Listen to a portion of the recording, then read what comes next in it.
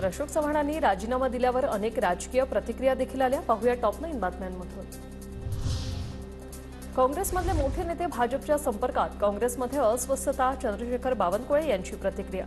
लातूर आणि सोलापुरातील बडे नेते भाजपच्या वाटेवर, भाजप प्रदेशाध्यक्ष चंद्रशेखर बावनकुळेंचा पुनरुच्चार। काँग्रेस पार्टीमध्ये अंतर्गत धुसफूस आहे आणि मोठ्या प्रमाणावर काँग्रेस पार्टीमधले मोठे मोठे नेते हे भारतीय जनता पार्टीच्या संपर्कामध्ये आहे। भाजपसोबत सलगीची वरिष्ठ नेत्यांची भूमिका दुर्दैवी, रोहित पवारांचं ट्विट। भाजपसोबतच्या सलगीचं हे सत्र असंच सुरू राहणार असल्याने अस्मिता आणि विचारधारेसाठीचा हा पुढील लढा सर्वसामान्यांनाच लढावा लागेल, जनताही त्यासाठी सज्ज, रोहित पवारांनी व्यक्त केलं मत।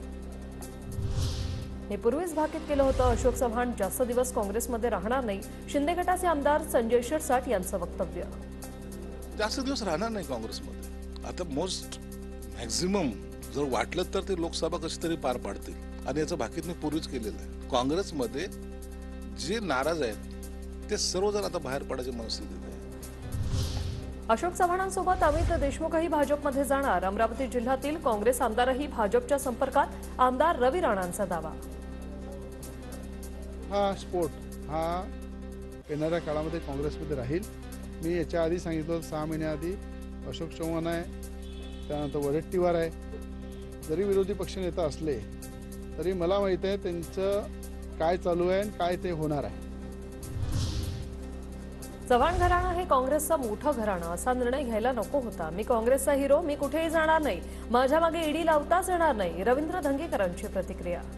आम्ही काँग्रेस पक्षाचा हिरो आहे आता महाराष्ट्रामध्ये, कुठे गेलो तरी मला 5-50-100 लोक भेटायला येतात आणि ज्या पक्षाने हिरो केले आणि माझ्यावर काही ईडी विडीची कारवाई करायची काहीच नाही, त्यामुळे मला कोणाची भीतीच नाही।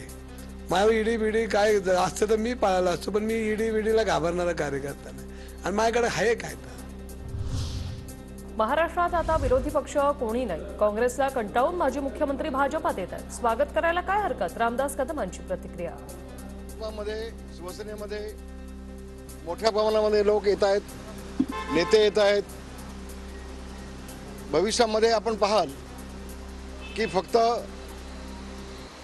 शिवसेना, भाजप आणि अजितदादांसोबत असलेली राष्ट्रवादी आपल्याला फक्त पाहायला मिळेल।